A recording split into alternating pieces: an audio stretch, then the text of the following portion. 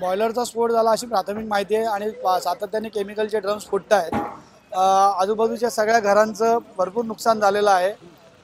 हॉलचं पण सगळ्या काचा फुटल्या, पत्रे फुटले आहेत, सिलेंडर वगैरे आम्ही आता सगळं रिकामं केलं आहे, पण भरपूर नुकसान झालेलं आहे लोकांचं। फक्त आता जीवितहानी किती झाली कळली नाही आहे, पण काही लोकांना किरकोळ आणि काही लोकांना गंभीर दुखापत झाली। बरेचशा लोकांना हॉस्पिटलमध्ये नेण्यात आलेलं आहे, हे इथून शिफ्ट केलेलं आहे।